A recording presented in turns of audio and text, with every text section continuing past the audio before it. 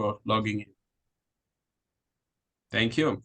Let me just go ahead and get started to share the first panelist, who is Musi Kiarie. Is a dynamic, influential speaker. Musi Kiarie is sought after to enrich, equip, and establish women young minds to be esteemed and empowered to maximize their potential and to walk in their purpose. Musi is the president of Coaches of Influence Foundation, an international organization which is committed to helping individual groups, nations, and organizations to pursue and achieve their purpose and meet their ultimate goals through positive influence coaching, teaching, and modeling.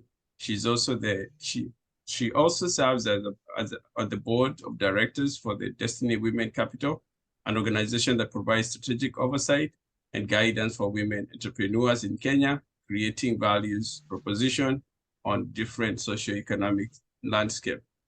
Musi was recently recognized and awarded the 2017 Distinguished Leadership Award as a global influencer by I Change Nations, an organization whose mission is centered on interfaith peace building and initiative treatment on all humanity of the United Nations.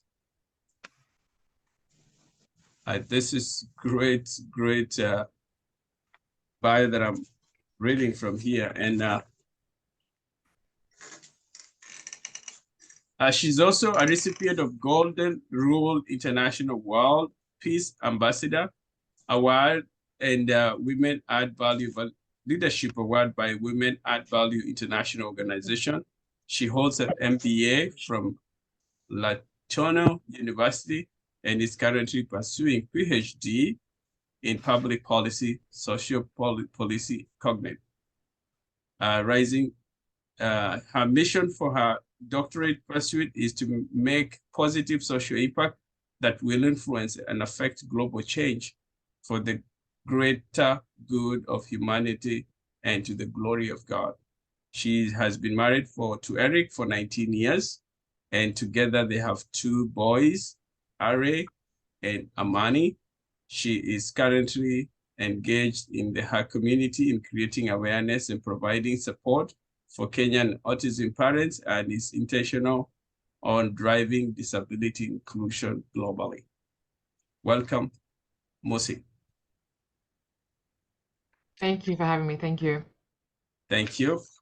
Next, we have Naomi Eke. Naomi Flory. She is a freelance graphic designer, former behavioral specialist with experience in applied behavior analysis therapy for people with autism spectrum disorder, ranging from 0 to 21 years. Naomi is a graduate from Webster University with psychology, mental health emphasis. She is currently a mental health advocate and community outreach coordinator with Bitendo for Africa. Welcome, Naomi. Thank you so much for introducing me. Great, thank you. Next is Sarah Maina. Sarah is a great community resource and committed volunteer in creating autism and awareness in the community.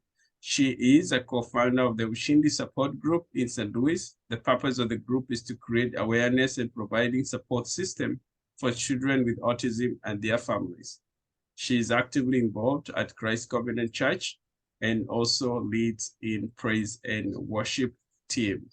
Sarah has also been very grateful even in our programs, especially when we have been having sessions to educate children of our community about being actively engaging with children of autism. Welcome, Sarah. Thank you for introducing me and having me on this. I'm honored and privileged. Great, great. Thank you so much. I appreciate you all. You are so humbled to have you tonight. I will go directly to the topic of autism. And I think just to create awareness, to bring to the audience that according to CDC, for 2020, 1 in 36 children aged 8 years, approximately 4% of the boys and 1% of the girls, was estimated to have autism to have a ASD, autism spectrum disorder. These estimates are higher than previous Autism and Development Disability Monitoring, ADDM network estimates during 2000 to 2018. For the first time among children aged 8 years, the prevalence of ASD was lower among the white children than among other racial and ethnic groups, reversing the direction of racial ethnic directions. Differences in ASD prevalence are observed in the past. Black children with ASD were still among likely than white children with ASD to have co-occurring intellectual disability.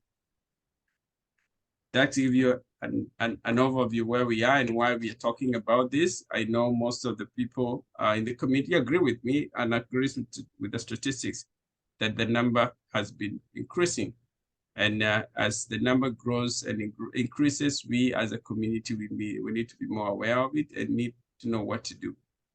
So with that, I will just go directly. There's a few questions I had prepared that I would maybe ask the panelists to step in and be able to share their thoughts, but also mostly share from their experience. And I think with this one, I'll start with maybe helping the audience to understand what is autism.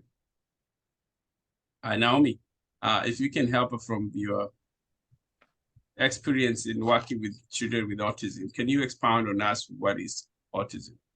Yes, so I'll be speaking from the behavioral specialist experience. So autism is a learning disability that develops in early childhood, and it produces challenges in learning, socializing, and functioning independently in the everyday world. It affects the ability to have clear and concise communication between thoughts, ideas, and language. And it is called autism spectrum disorder because autism exists within a spectrum, and it affects individuals on a variety of levels. Great, that's good. Musi, would you want to add something on that? Sure. I think Naomi said it precisely. And when you think about autism, right? So it's a neurological condition. It affects the way somebody communicates, right? It affects their behavior. It affects the way they process information. It affects the way they not just communicate, but also depending on the environment. And so being a broad spectrum, as Naomi explained, think of it like a spinning wheel, right? And sorry, my video is so slower. I guess the machine is learning. So think of it a spinning wheel, a broad spectrum, where you have, somebody who's very good in communicating. Somebody who's autistic is very good in communicating in class, where it's quiet, a known variable. And then the same person has communication challenges, right? Maybe if it's loud, they go to church somewhere, or, for this, we're talking about kids here, if it's a play, whatever, there's loud noise and they, any of that sensory stimulation, now they start exhibiting certain behaviors or traits.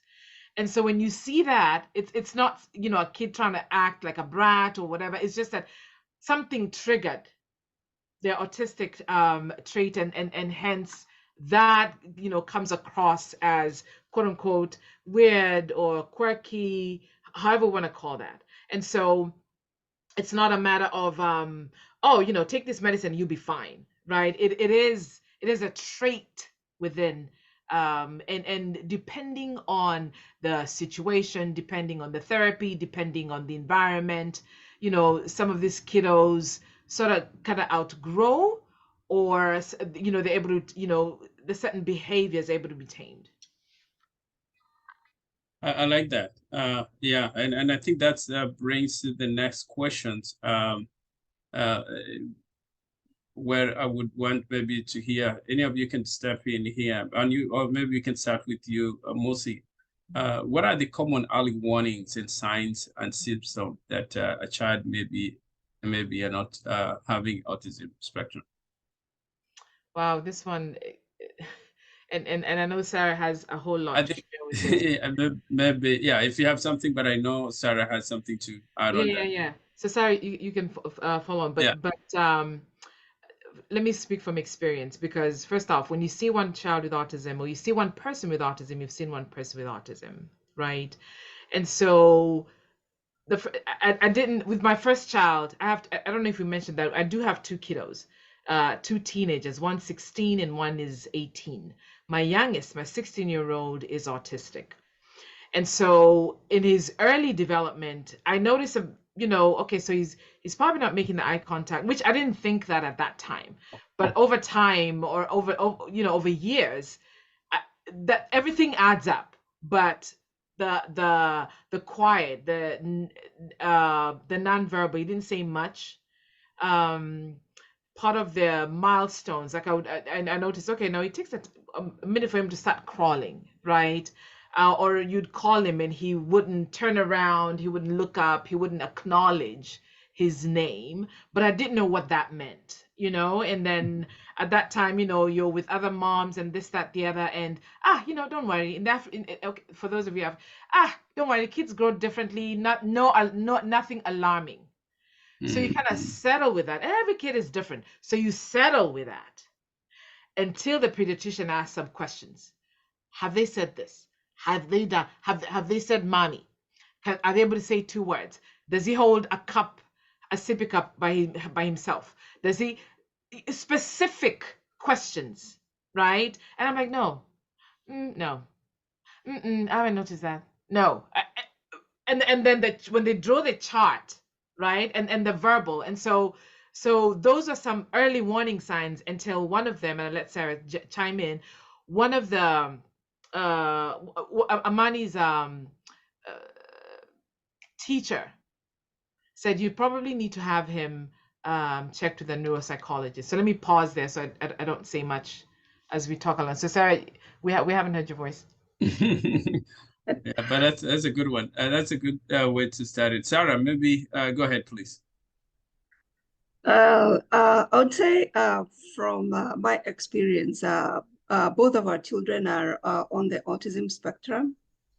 And with our firstborn, I would say it happened that we had him while we were still in Kenya. And by the time he was 1 year old, we had gone to the pediatrician 3 times because, there were some things he was supposed to have been doing. And by this time he hadn't done. Like we noted he was going to 4 or 5 months and he wasn't still able to hold his neck. I still remember he would hold it, to the sides. And we went and, the pediatrician kind of tested him, and he was like, I wouldn't be worried so much about his neck, but the content of his brain. And he was like, if he doesn't hold it by this time, bring him back. But he did hold it by the time, he had speculated. And then it was about sitting unassisted. We're going to the 7th, 8th month. We are still holding him with pillows. And then I remember there was something else it was the shape of the head because, it looked odd some way. We still went in and, he was still concerned about the content of the brain. And this is a little one, he's under 1. You don't even know what is the content of the brain and all that. I later came to understand when we came here, the shape of the head was that way because of his low muscle tone. So even though he was moving, I could feel the movement when he was still in the womb. He wasn't making any positional changes. So he was still staying in the same position. And so that was the reason as to why his shape stayed that way. So we were looking and seeing these changes, but, the pediatrician then wasn't, trying to give us the right answers. Only, if he doesn't do this by this, but the thing was, he was delayed in making his milestones. Okay. So by the time we come here, he's 22 months. By the time we go for his 24 physical, the doctor is asking us some questions. And, we realize that is when he said, I think we should be starting early intervention because there are things he should have done and he hasn't. And by the time you're going to 2.5, everything is pointing to autism. By the time we get our second child now, because we have seen this. For her milestones were, per how they should have been. But the first thing that pointed us this could be autism was the eye contact. And she wasn't responding to her name. Everything else was going as it should be, but, the eye contact wasn't there. And she wasn't responding to her name. But just so that we can talk about the early signs, and just a disclaimer, children grow differently, they attain miles, at different levels. And just because we are saying this, if you say this in your child or in another person's child, it doesn't mean that they have autism. It could be they're just a little bit delayed. It's just that if you say this, it's a good thing. You could be talking to your pediatrician or telling them, talk to your doctor, see what's going on. It could be nothing. It could be something. So we're just saying these are the things, maybe could be a pointer to autism. It should be like by 6 months, they should, if you notice that there are few or no big smiles, or, they're not giving you those expressions that you would see, limited eye contact. If by 9 months, they are not back and forth sharing of sounds, no facial expressions, by 12 months, they're not bubbling, little bubbling. If they're not responding by their names by 12 months, it should be like, these are things that you should be addressing with your doctor. If they're by 16 months, there are few or no words. If by 24 months, there is very few or no meaningful words, or they're just repeating one word over and over and over, nothing else. Baba, dada, just meaningful, meaningless words. And at any age, they have, let's say by 18 months, 16 months, they were calling me mommy. It's 24 months and you can't hear that mama, dada. They were saying ball, TV. And now you don't hear those words anymore. Because I remember when we came from Kenya, our boy had those few Swahili words. But by 24 months, we had zero words. And, for us, we thought, oh, it's culture change or anything. But completely lost every word he had. So that should be like, something is going on. Be talking to your doctor. If they have difficulty understanding other people's feelings, if they see another child cry and, that doesn't bother them, they're not able to associate feelings. You're happy and, they don't, they should at least be smiling, happy. Those back-to-back expressions of sadness, somebody is sad, somebody is crying, somebody is happy. There should be some form of back-to-back expression of those feelings. If they have these rigid routines and you cannot even change at least a little bit, they cannot flex at least a little bit of their routines, that should be something to be worried about. Restricted interests. Like for our son, it was about spinning. Anything could spin. And this started for like when he was a little, like 16, 18 months, anything could spin. And we thought, oh, look, it was interesting for us. But even now, everything spins. The wheels, anything that could hit, that could go round and round and round. That was a special interest that he still holds. Some other children, it could be lining of objects. You could give them dinner with peas, and their interest is lining those peas together. Others could be repetitive behaviors. There are those who are going to be the flapping of hands. Others could be the rocking back and forth. I'm trying to think of another one. But and Sarah, you do talk about that real quick. Let me just chime in. The opposite truth, when you find at certain age, they've exceeded milestones real quick, right? So as much as we say ASD, autism spectrum disorder, there's the autism spectrum, the condition. I always prefer using the condition and not disorder. But long story short, but anyway, there's certain instances where they've over exceeded those milestones, right? I work with somebody who, at the age of 3, she read like the entire library. Like who does that, right? And so there's a piece of that. There's a smaller percentage when you talk about the autism spectrum condition that is high. Well, I'm not going to say high functioning, but the Asperger's, the savant type. and something's off when it comes to social, when it comes to the social integration, right? Sarah, you talked about it very well. People are crying, people are happy, but their emotions are direct opposite, right? And so there's certain things that you may see that you're like, wow, this kid is a genius, but can't be able to tie the shoe, not able to understand danger and cross the street, right? But they can recite to the entire Texas Code of Criminal Law, right? And so there's on the end part of that is overachieving their milestones. Yeah. So you also want to check on that and see, okay, what are some of those and not just accommodations, but how can we be able to help this child, this kiddo, this young adult, right? Because when they're out there, society is rough. It's a beast out there. Yeah. So those are some of the symptoms, and oversensitivity to sounds, textures. Sometimes it could be a piece of clothing. Sometimes it could be some texture they can take, like mushy food. Being selective with certain things, or being inclined to liking just one. It could be just one type of food. They just like mac and cheese and nothing else. And you can give them something else. So it's certain types of behaviors you see that they are here and there. And like I said, just because you're seeing that doesn't mean like they have autism. It could be a thing here and a thing there and a thing there. So when you're going to those medical appointments and you're worried about something, don't be shy to talk about it with your doctor.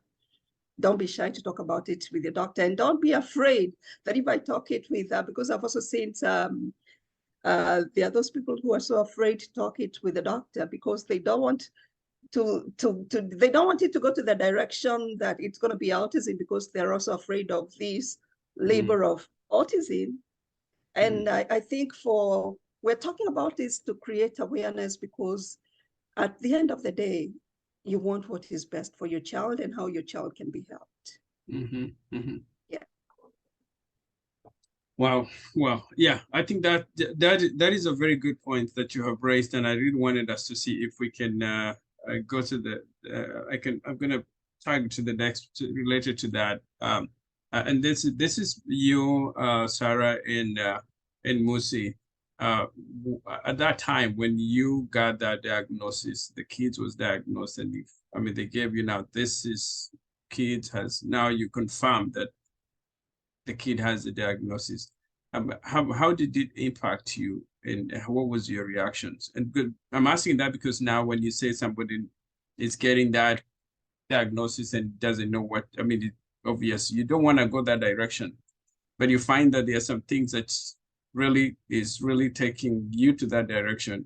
Maybe in your experience, how was it when you got that doctor's report? Yeah, we can start with Musi. You can go ahead. Oh, Sarah. Sorry, my what? So yeah, I remember that day so vividly. July 24th, 2008. Same year that the global financial crisis happened. And we're sitting in the neuropsychologist's office, my husband and I. This is after I've done my consultation. This is after Amani has been through the observational evaluation. And the minute she said, oh, yeah, he has, he's autistic and the PPD. So I paused on autism, and it kept going, autism. And when I got home, I didn't even know how we got home, because when I sat down and I Googled autism, and everything negative just spewed right at me. And I remember boohooing and wondering, to be honest, I knew there's something I did when I was pregnant that made him autistic, or there's something I did not do that I should have done. So I bore the entire guilt of my son's diagnosis on me. And I went on a downward spiral into clinical depression. Mm. And I was on some 10 years later is when I came to be told that Musi, those are antipsychotic medication. Mm. I was on antipsychotic medication for almost a year. Wow. And for the entire, like, I'd swallow that medication and feel like I'm on cloud 9, but it didn't change the fact that my son was still autistic, that my son was still a statistic, and that my son was still nonverbal, not making eye contact, none of that. Mm. And so it took one afternoon, and I'll hand it over to Sarah. It took one afternoon, and I was sitting down watching something on TV, and it just hit me. Mm. Like, Musi, who is on the spectrum? Is it you or is it Amani? Mm. So I gathered my whole self, and I took the medication and I flushed them down the toilet. Wow. And immediately, I felt like like my mind shifted. Like, now you have to fight for him, because your son is as good as what you portray, how you can advocate for him. Right? And so it took me a while, for the entire year, to be on that medication, and poor me, oh my God, why did I do this? What did I do?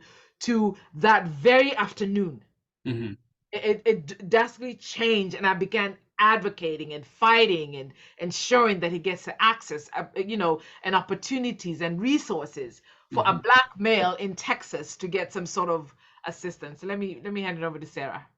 Well, that's powerful. Sarah. So I think for me, when I went for his first physical here, that is when he was 24 months. And this pediatrician talked about, the symptoms that I see, points to symptoms of autism. I remember when I went home, we were still being hosted because we were like 2 months here. And I remember going home and taking that computer, and, I hadn't heard of autism before. So I started researching and reading, and, whatever I was reading wasn't good. So even by the time we are doing the testing and all these, I've already read and have seen there's no future for our boy. So by the time we are getting the diagnosis, because we didn't get our diagnosis until he was 3, I already knew. Even when we were sitting in that doctor's office, I already knew, this is autism. And by this time, the depression has already set in. And for me, I didn't know I had clinical depression until I was sitting in a nursing class. And we are reading about, depression, and every symptom that we are going through. I would say, oh God, I had that. I had that. By this time, I had already come out of it.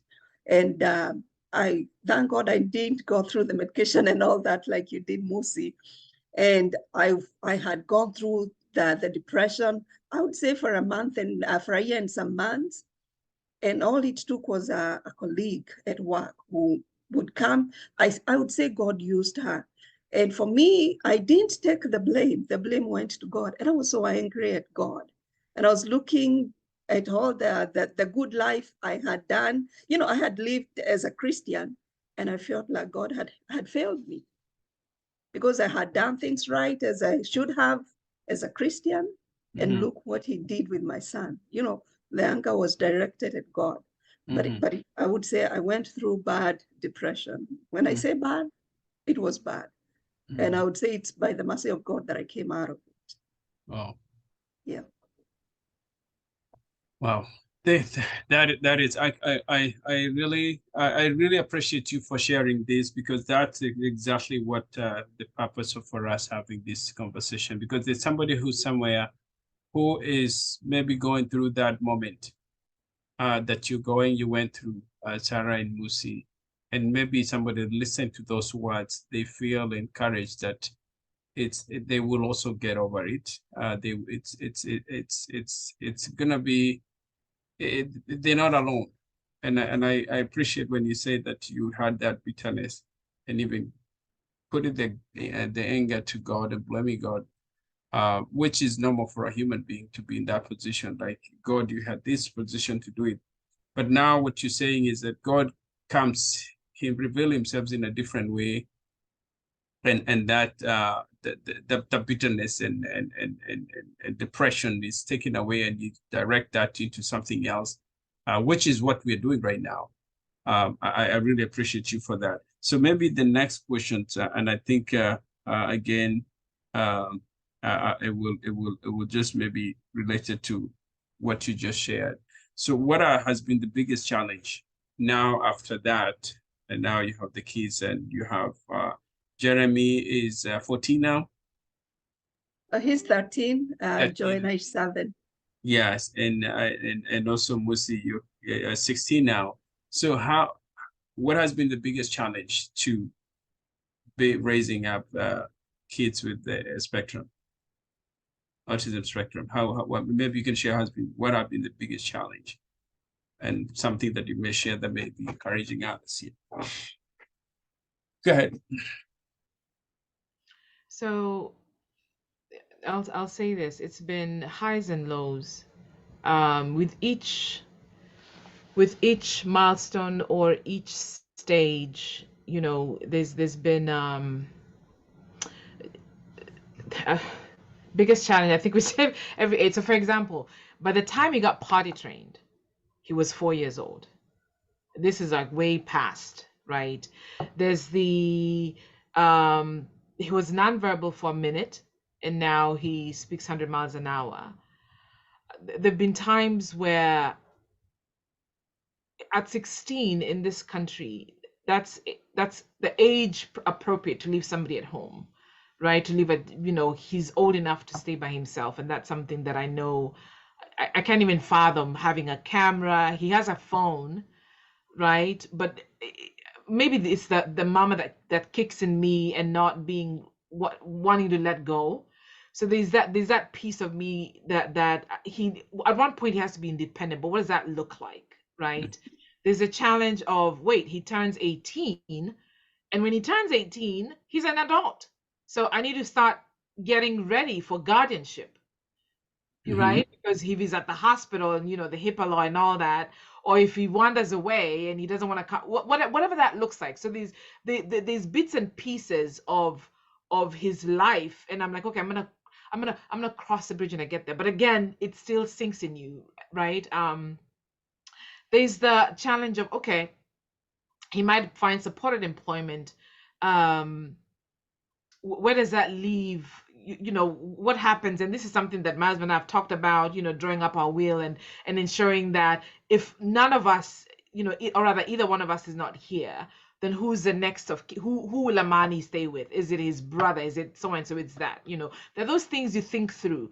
There are things that even as now, as okay, he's in class, he may not know the privacy, and he's my Amani is such a hugger, and he might hug this girl, and maybe it's inappropriate, and then all of a sudden sexual harassment, just stuff like that, that other parents may not worry about, may not have sleepless nights over, right? There's the aspect of a very good example. Just last week, we had to go through the Department of Health and Human Services to see what services he qualifies for when he graduates high school. And some of the questions they were asking, sometimes you feel like, maybe that's a bit too much, but they have to ask that. See, whether or not he's going to lead a meaningful life, he's able to do that, he can be successful in life, And so while others think about, college tuition and, them, my oldest, one day he's going to get married, have kiddos and this, we're thinking day by day by day. We're thinking, okay, so in 6 months when I'm not here, so there's some of those challenges, trying to see if he's independent. He makes, if it's breakfast, he can do that, put cereal in the microwave and do that, but not able to tie his shoe, not able to, open a water bottle, and been trying for the longest time. So it's things that, and I know maybe it's like, oh, Missy, that's just not a challenge, but we Sarah can share more. But and Naomi, of course, working with other kiddos, that she's been able to see a variety of challenges that the parents face every day. I think for Russ, the biggest challenge currently is safety. The little one is an eloper. That is, even when we are out there, my antennas are like out there.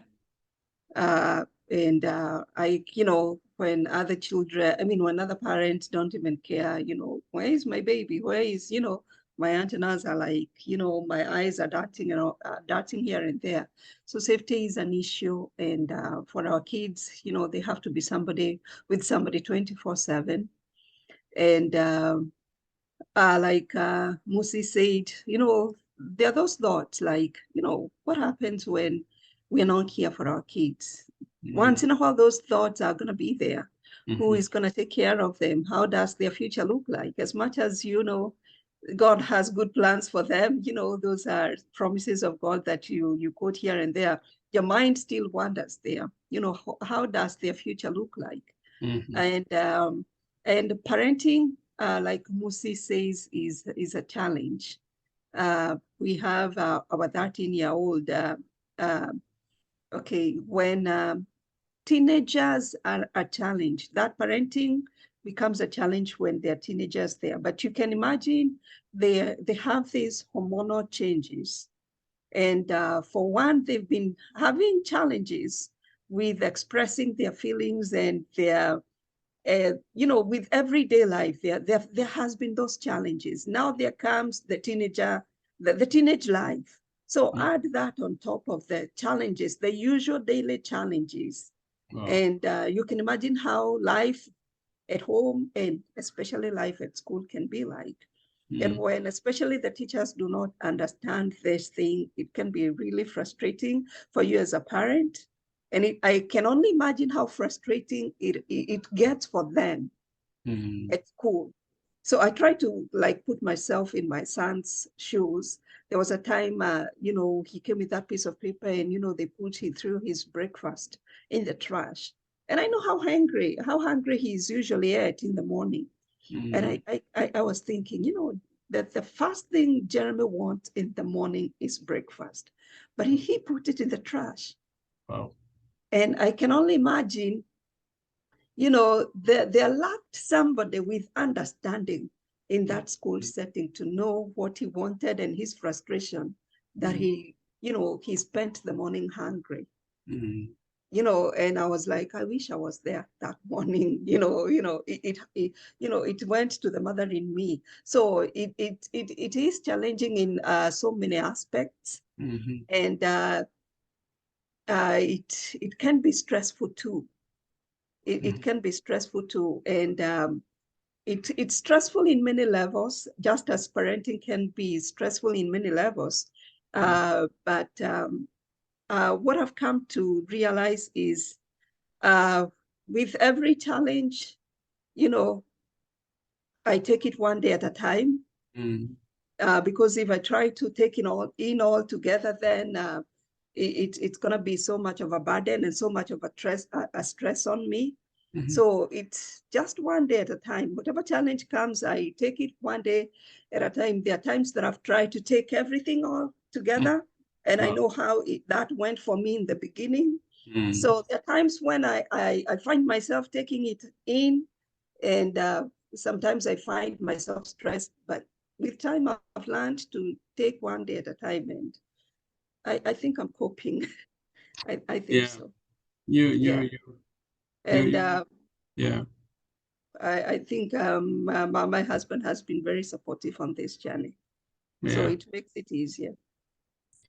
Yeah, it is very, you've said something important that it's the journey is tough, but I think having somebody who is supportive, like you said, your husband, and I know I've seen him being very supportive and very being there. Like last Saturday when we were having a forum with the boys, I was really humbled to see him come with Jeremy and spend time with us in the farm, and seeing how he's so committed to his kids, even at the church. So that's something that I would say that maybe a good kudos for you guys, and I really feel challenged and feel inspired when I see you, and I see somebody else just said, you are brave women and unsung heroes in our community. Thank you so much for you teach us. You give us the greatest sermon when you see you raise up the kids and teach us that. I think, and related to that, and maybe I'm gonna go to, I'm gonna have to bring Naomi to address this part. It will be, what are some of the programs and supports that you use to help, or we can use to help families with kids with autism spectrum in our community? Do you have any recommendations? And maybe on that we'll have the now, I mean, Lucy and Sarah's mentioned some of the resources that maybe we can direct our people. Go ahead, Naomi. Yes, of course. I just want to first off say that Sarah, Musi, thank you for sharing your stories. Those were really powerful, very, very powerful stories. It just makes you think about how like this affects a child or a person, you know, in so many aspects of their lives. Like that is very powerful. And I'm so glad you shared that. In terms of programs for support, I know everyone is different. I know there's a lot of parents who do not believe in therapy, and there's a lot of controversy even with ABA therapy, but I am such a strong advocate for that because a lot of studies show that the first 3 years of life is critical for that learning development of language and even social and emotional skills. And so getting your child into those therapy systems can really help with their development and their learning, but also having a strong support system that is going to take you a long way so that the child and parent does not feel alone in this fight for growth, because that's all what we're here for. We're wanting, you know, the children to grow and be able to be independent and make self-autonomous decisions for themselves and be able to communicate effectively their ideas, even though it may be different than how, you know, most of us, you know, communicate, but still being able to get their point across and being able to understand everyone around them. So I would strongly advise therapy and support system. Great. I agree with that part of this, creating a support system. And I think this is the next question that I would maybe hear from the rest of the panelists is that, and maybe we may ask somebody also from the audience, but I think I would want to hear from how can the community be more supportive? And I'll start with you, Naomi. What can we do as a community? And I think Sarah mentioned about having some teachers who may not be able to understand it. How can the community be more understanding in a way that we can be able to support, be part of that support system that these families and these children need in our community? I think, first of all, awareness is key because a lot of people don't know what autism is, or even if they've heard about it, they don't really know what it is, what it looks like, what that entails. And so spreading awareness through teachers, friends, families, allowing them to know what it means, what it looks like in your kiddo, some basic reinforcement strategies that are used, whether with the child in therapy or at home. Because as I believe Sarah mentioned earlier, a lot of children who have autism do not like deviation from routine. They like routine, they like structure. And so if you're teaching the people around you, like, okay, these are the things we do. If my child goes like this or like this, they're saying all done. If they go like this, we're saying help. Learning basic sign language even, just kind of allowing people to be in that process of, you know, raising your child. It takes a village. So building that village is really key. Great. Yeah, thank you for that. Musi, you want to add something on that? Yeah, so real quick, very good point. So a step back, support, right? Let's start from the house, right?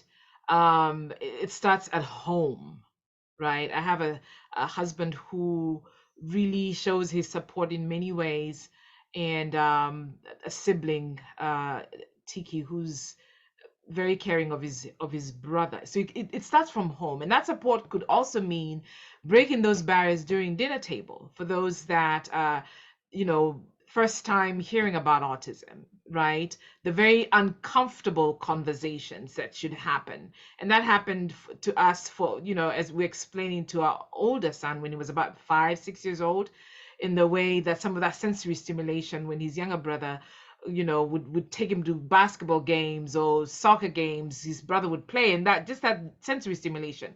So that support starts there. As uncomfortable as it might sound or might end up being, you're starting that, because then you're able to share that out there.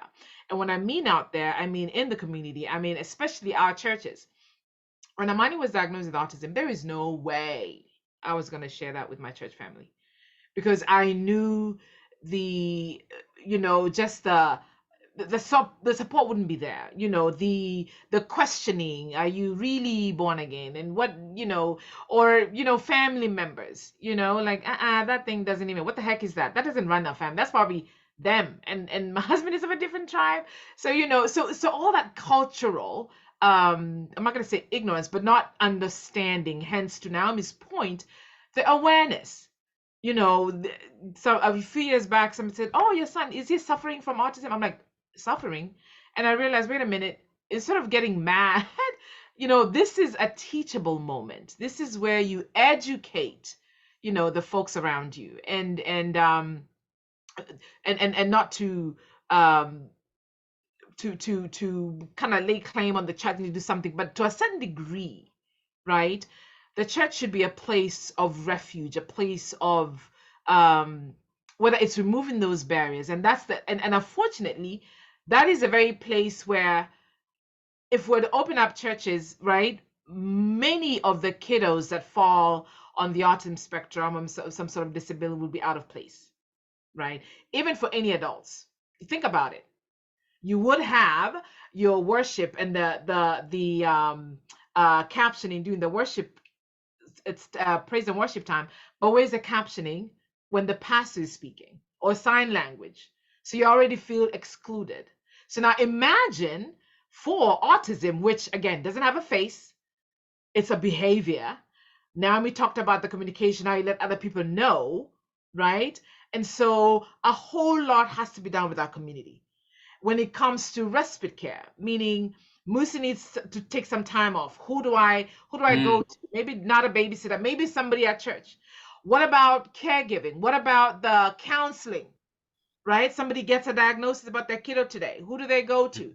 Maybe their church counselors, because I'm telling you, churches meet on Sunday, but from Monday to Friday, you have doctors, you have attorneys, you have therapists, you have ABAs, you have educators, you have lawmakers, you have policymakers, you have all that, right? So if the church can be is that wealth of ideas, information, and knowledge, slide in that counseling. We don't have to pay out of pocket, but what do I do, right? And so there's a lot of resources that are tucked in, and all we do on Sunday is praise God, hallelujah, this, that, or Saturday for that matter. But if we're to open that to a mental inclusion, a mental disability inclusion, where we're talking about it, and how do we help Sarah?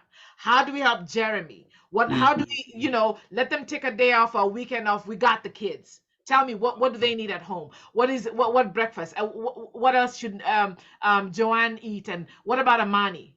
That in itself is support that is so much needed, yet so much lacking in our society. And so we're raising the red flag and the white flag and whatever flag that needs to be raised, and sounding the gong. So anyway, I've said a mouthful. Sarah, you want to share your thoughts on that? That is powerful. So what I would say about community support and how they can help. For one, I would say I'm so grateful for the St. Louis community. They have been very, very supportive with our children, and I would say I'm so proud of them. And would support what you're talking about, because when you get support from the church, I think it exceeds every other support that you would get out there. And for us, the African community, the church means a lot to us. So if you're getting it from the church, you know, it helps a lot. And I know of this lady, she has since moved to Seattle, and she would come and relieve us, and she would be like, you and Baba Jeremy can go to wherever I'll stay, and, you know, you can have 2-3 hours to yourself. And that meant a lot to us too. And as far as I think this is this creating awareness is the best way, because sometimes I know maybe people don't know how to help, what to do, and all that. So I think this is a step in the right direction. And as you say, and this I will say because it is out of experience. Because I don't know about you, Musi, but some of the most hurtful statements that I've had is from the African community and from the church. Mm. The most hurtful things I've ever gotten is from the community and from the church. Mm-hmm. And I know maybe some people are coming with good intent, Mm-hmm. but then it comes out as hurtful. And so I would say, if you really do not, okay, you don't have to tell me anything. I would rather you don't say something than say something and then it ends being hurtful. Mm-hmm. So, because you shouldn't feel obligated to tell a person who has a child with special needs something when you meet them. You really don't have to say anything. But if you should say something, please be conscious of the words that you tell them. Mm-hmm. Because you may think you're being supportive to them, but on the other end, you're telling them something that's going to hurt them. Because it's not even a month, maybe a month, and somebody told me something that was really hurtful. Mm-hmm. To the, implying something like,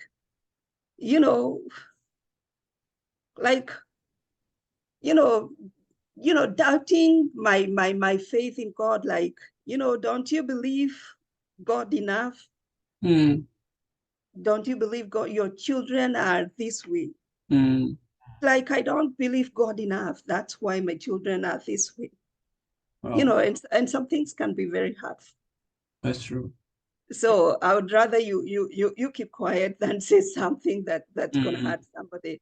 And when you're not in somebody's shoes, you don't know how sensitive they can be. So something that is well meant can be so hurtful to somebody. So that's what I would say. But like I said, the Kenyan community here in St. Louis have been very, very, very supportful and helpful to our family. And that I really, really appreciate so much. Can I add to that real quick, if that's okay? Sure. So Sarah, I cannot even imagine, those words piercing as you heard that, maybe my Christianity or now my safeness would have gone out the window. And anyway, let me, this is being recorded. So about support, you're right about that. Here in Dallas, I would be remiss if I don't mention that I do belong to Kenyan DFW parents, and we're 89 of us, and this is just in Dallas, right? Forget Houston, forget San Antonio, Austin. This is here in DFW, and we start off with moms, and now we're up to maybe 5 or 6 fathers.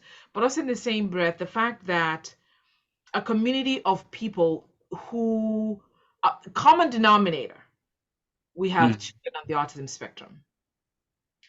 And we've had a wealth of information that we're able to share. And it has been our greatest support because it has been a no judge zone. We've had folks where we've shared pictures, whether it's milestones, accomplishments to, oh my God, I just got a BIP, a behavior intervention plan for my kiddo. What do I do? Or, oh my God, I have an art meeting.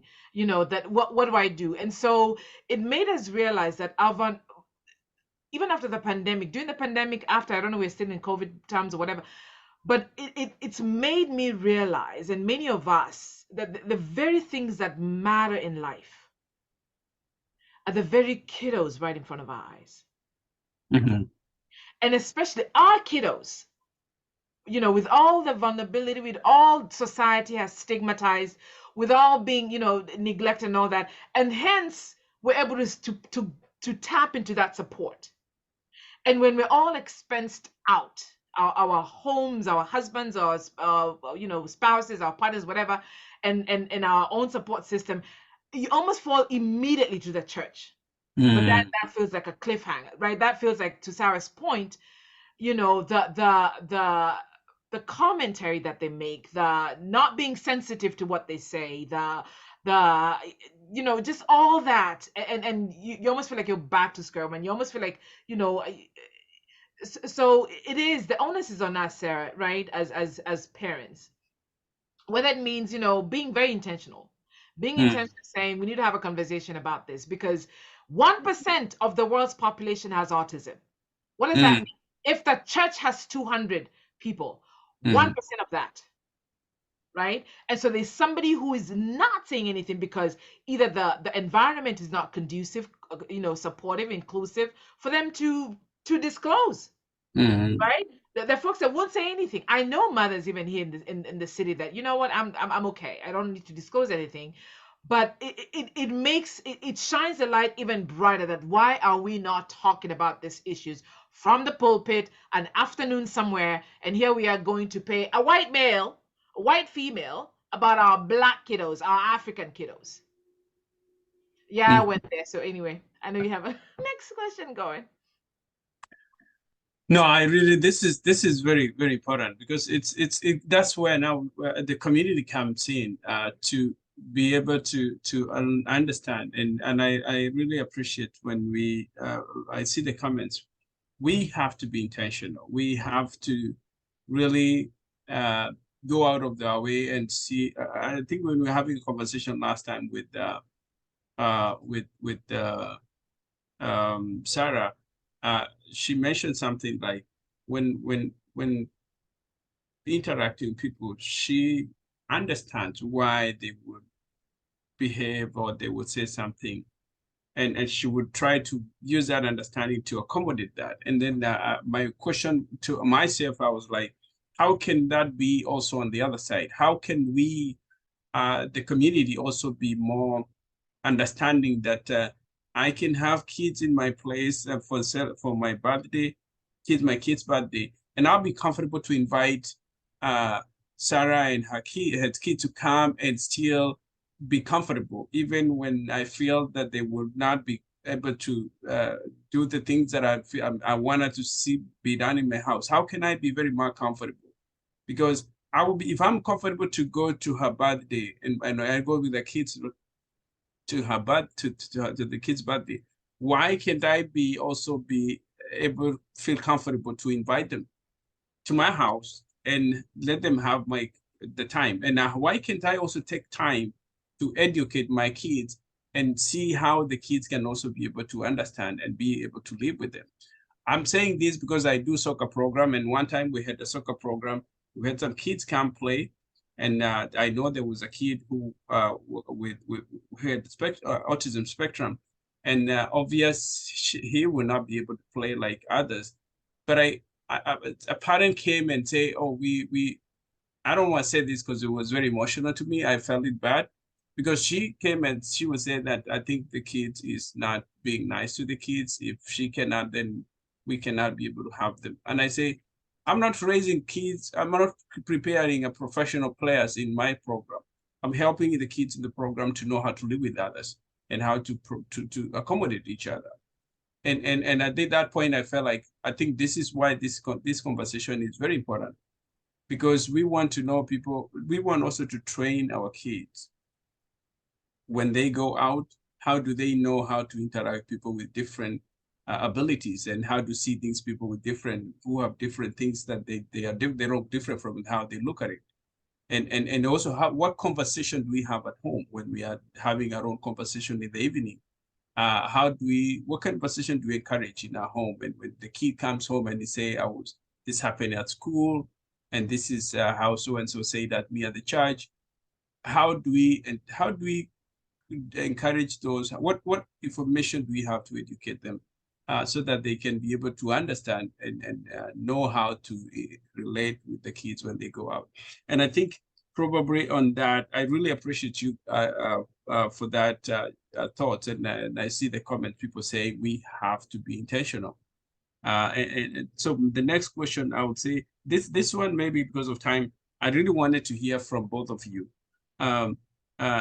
Share a little bit some encouragement for the families who have maybe recently kids been diagnosed with autism spectrum. What advice would you be able to give them? Or maybe who somebody is in that initial stage and they need some little encouragement. What would you tell them? So what I would tell them is, like,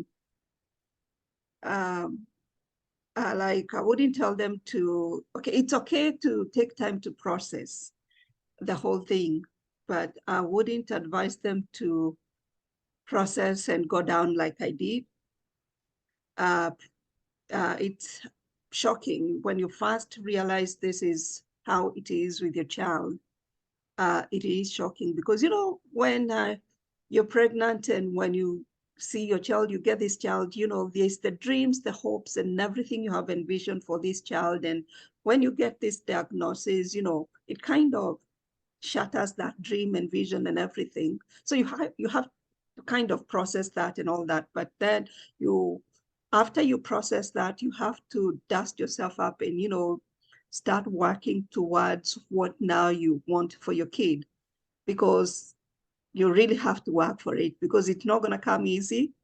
The system as it is, and I'll let Musi also talk about, it's about pushing. It's about pushing and advocating for your child, because if you don't, nobody will. So if you stay down there long enough, then you may not be able to get your child moving in the right direction. And as Naomi said, it's about a lot of therapies. Okay, the initial process in itself, the evaluations take time and they're energy consuming. And this is around the same time you're processing these issues, you're going through these processes. So process and start taking actions. And early intervention is very, like Naomi said, early intervention is very helpful, because by the time the symptoms are coming, it's about, depending on when, it's about the period of 1.5, 2 years to, so you still have time by the time the 3 years she talked about to go through the early intervention before the child can get into the school system. By the time you're going to the school system, they're doing their testing, their evaluations and all that. So I would say be encouraged, stay encouraged. It's a day-to-day thing. Be encouraged and stay positive for your child, because there's still hope. I would say when we started with both our kids, there were no what, actually. Like Jeremy didn't call me mommy until he was like 4 years old. We didn't get to complete toilet training with him until he was like 8 years old. With the girl, she was able to get to things like earlier than with Jeremy. We are still doing speech therapy with them. They're still doing occupational therapy. So it's remaining positive and being encouraged, because it's a process. And don't give up. I would say do not give up. Have dreams for your child. You can still continue dreaming for your child. We are still hopeful of both our children being independent. We are still supporting them with a lot of things, especially with our boy. We are still doing a lot of things for him. Some of them we are just supervising and cueing and all that, but it's possible for them to have a good life. Just push, advocate. push through those doors. If it literally means you being present and going there to have things done, be there and do things. And please don't give up. Never give up on your child. That's what I would say. That's powerful. That's powerful. Musi, you got something? Yeah, just to add on. So yeah, processing. And I've heard people say, "Oh, I'm grieving this," and we only grieve the dead, those that have departed. But your kiddo, right, is alive and well. So process that first, because it's too much to take in. And advocacy. I remember really advocating for my son, and I would bulldoze my way through the system, the school system. And I remember one time, I think even, just my accent came out, this whole Kisi African, and before you know it, I was threatening, I'll go to Fox for News and da da da. And and I kid you not, within the hour, driving down with my mom in the car, I got a call saying, yeah, we will do as you asked. And I just parked my car and I just bawled. Like, you have to burrow through, trailblaze through your kiddo, right? And Texas is, out of the 50th state, it's the number 49th state when it comes to resources, access, opportunities for people with disabilities. And so it's even worse, an uphill battle. So whatever y'all are, Mass, Minnesota, Wisconsin, stay there. Don't move to the great state of Texas. Services here, kind of funny. They're there, but you have to muscle your way through, right? Being informed, stay informed. It's important who you elect into these offices. It's important, the school district that you send your kiddos to. It is important to be present, ask, to a point where now it's not the angry parent. It's, oh, Amani's mom is here. How are you? This, that. And they give me status updates of what's going on. And, oh, we have Special Olympics. He's going to be doing this. And he's going to be, saying the Pledge of Allegiance for Special Olympics.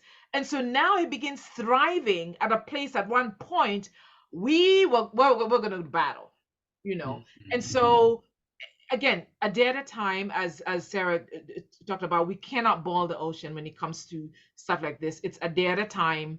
There are times, help with the assignment, forget the dishes, like dishes was, that's okay. They can stay in the sink, no worries.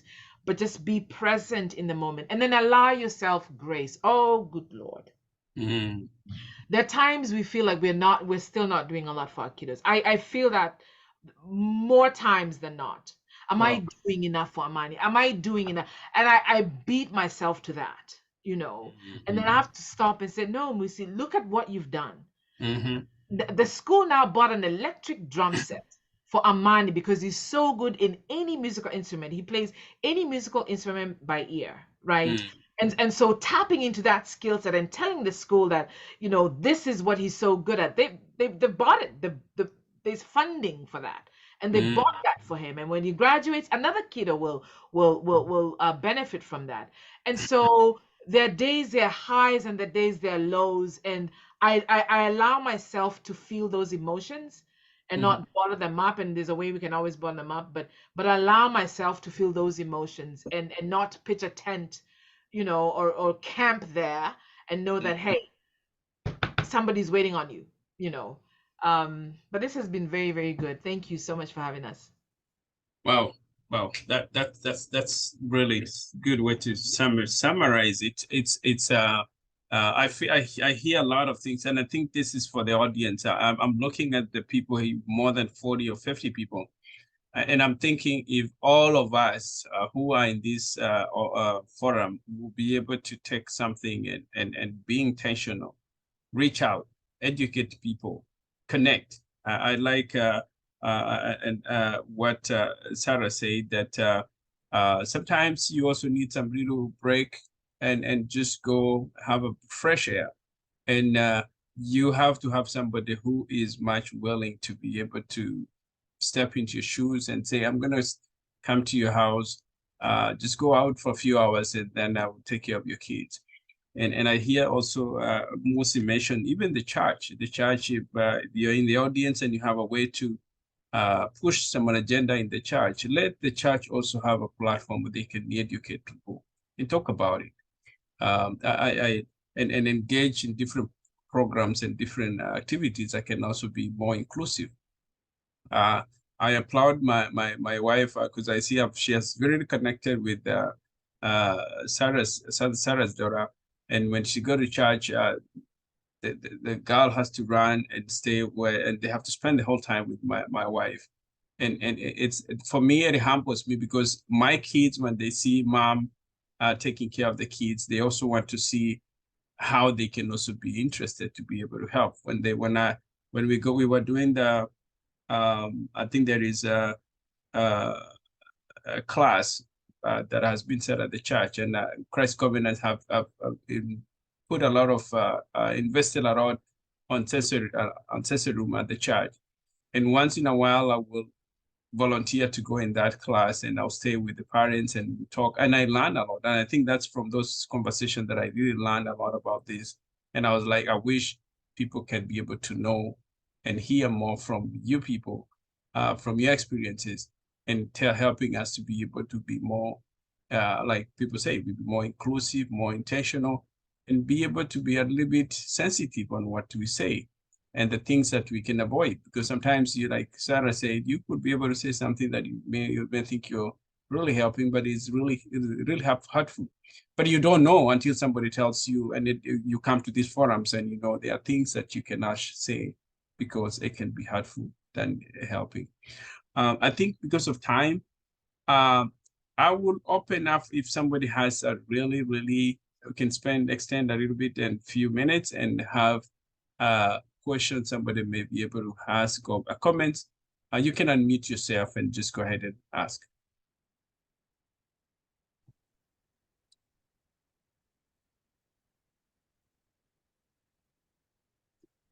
Okay, Grace, I think Grace is over there. If you can be able to speak, that will be, you have the time. Thank you so much. I came in late. I apologize. I came in late because something else came up that I had to attend to. But I still wanted to come and just say hello and commend you and the panelists tonight for addressing this topic. It's one we don't talk about often. And I just wanted to share with all of you that my husband and I, we have successfully raised a child with autistic, who is has autistic syndrome or is on a spectrum. And as you know, those of you that are familiar with autism, the spectrum is pretty wide. And there are people who live with functional autism. And so we were very fortunate to be we lived in Oregon for many years. We've just recently moved to North Carolina. And we lived in a school district that had resources. We were not the ones that knew that she had autism.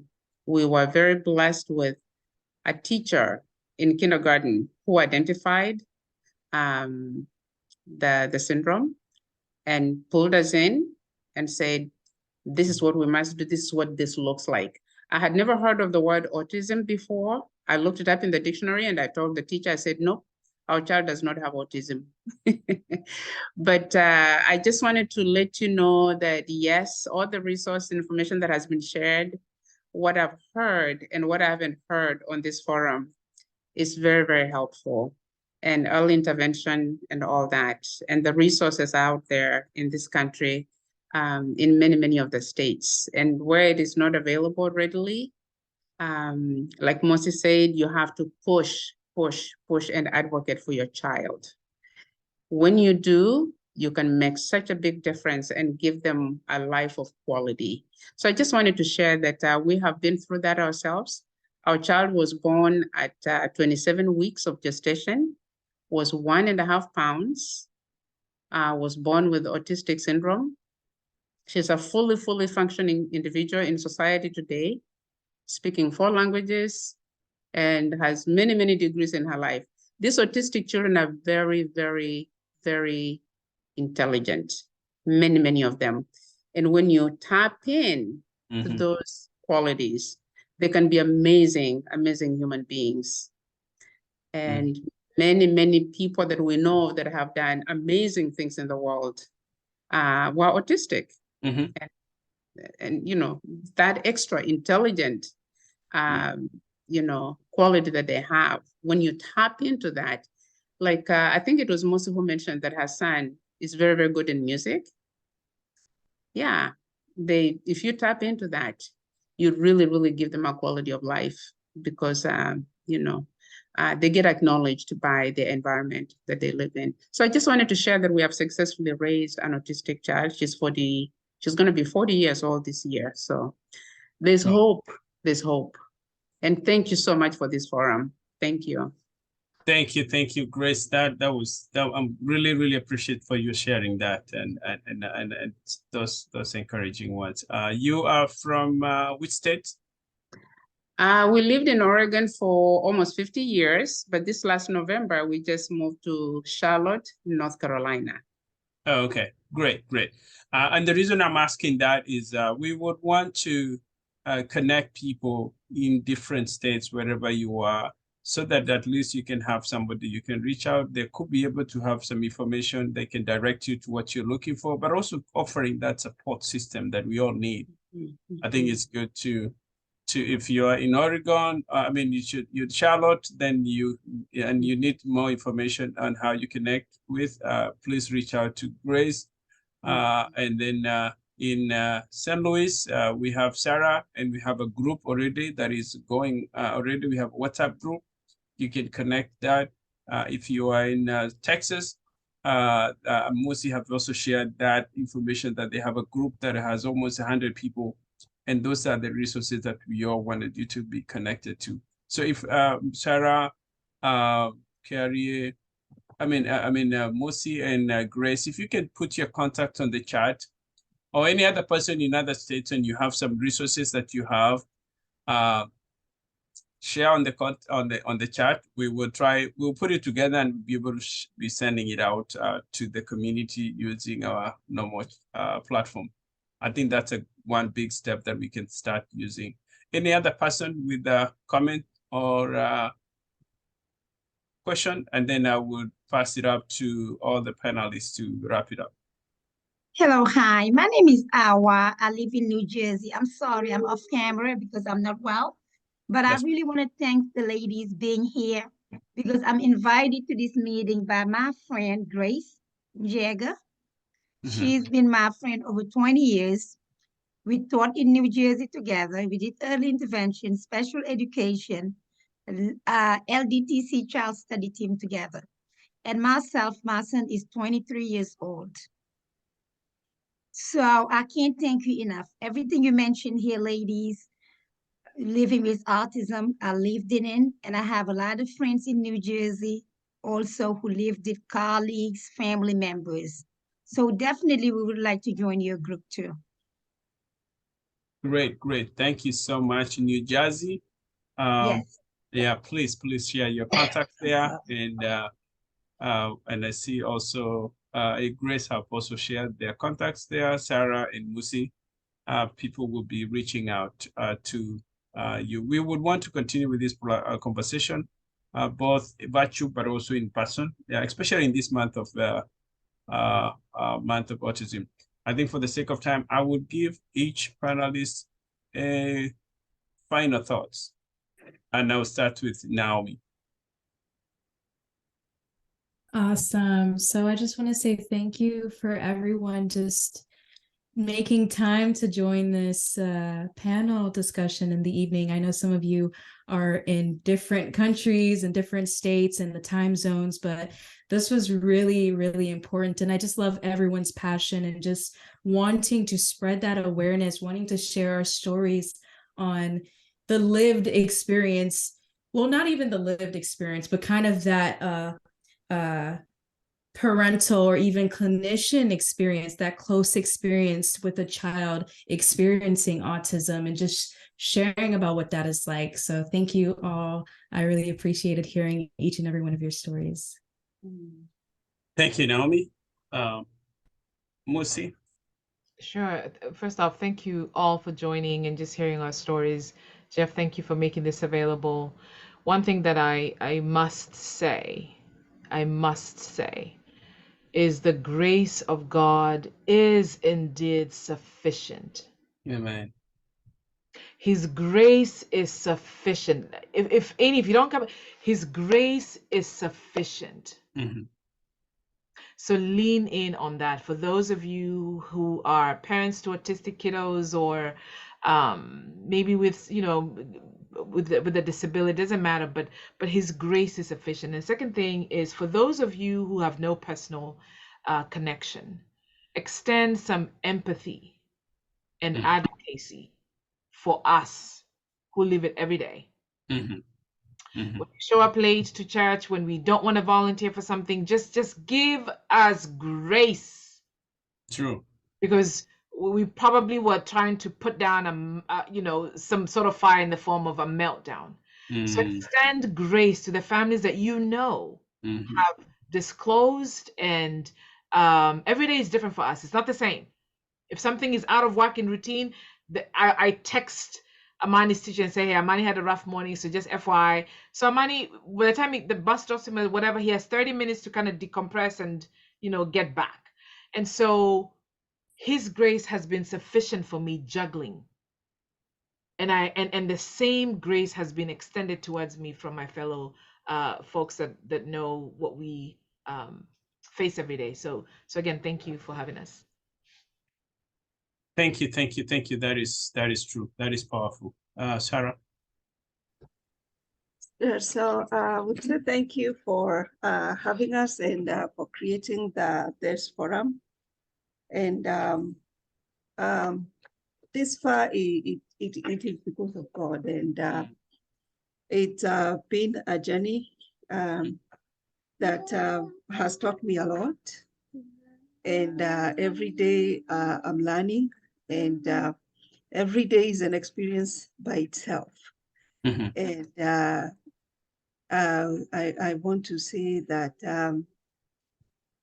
is it an experience that I would say I regret? No, I have no regrets.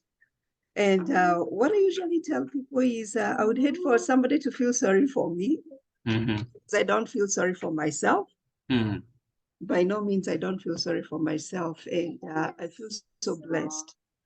I would say I feel so blessed to have these children. They are not in any way a burden for me. Not in any way a burden, a blessing. Look at her.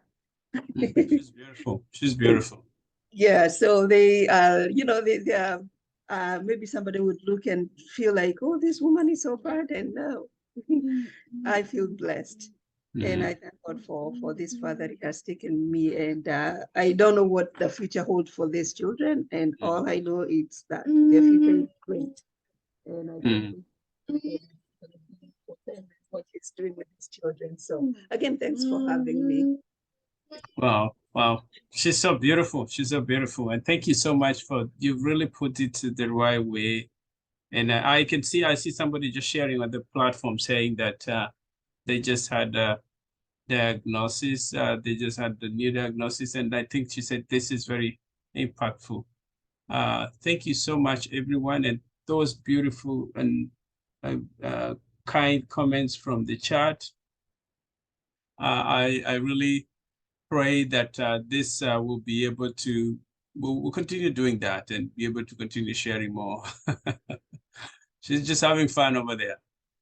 For the sake of time, I would say thank you so much to our panelists. Thank you, Musi. Thank you, Sarah. Thank you, Naomi.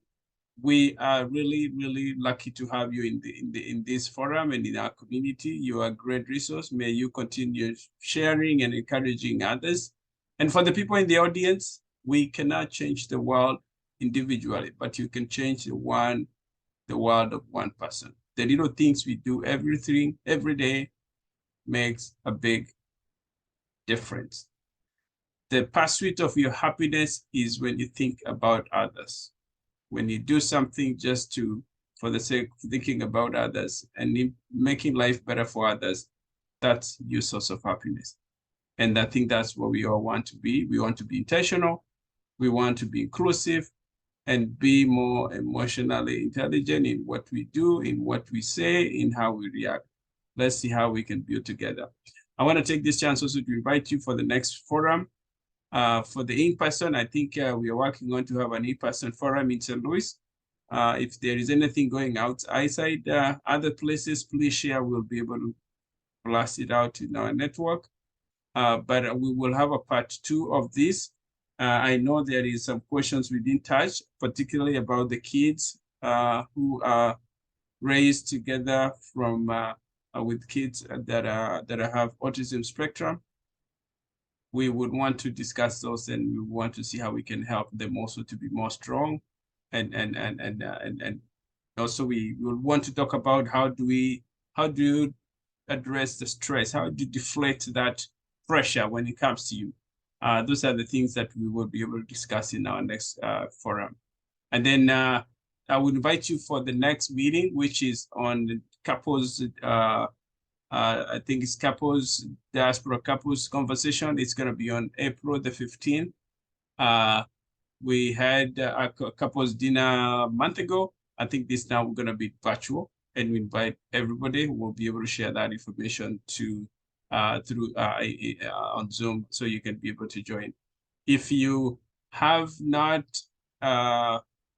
you've not been receiving a communication, please, I think I will put my phone number there. So you can text me 583-0075, and I'll be able to add you on our email blast or our communication. Other than that, I'll say thank you so much. Let's continue helping each other. Let's continue building our community. And together we are strong. And God, like Musi said, God's sufficient. Yeah. God's grace sufficient. Yeah. God's grace is sufficient. And we need to give grace, extend that grace to everyone. Thank you so much. Enjoy the weekend, and may God bless you all.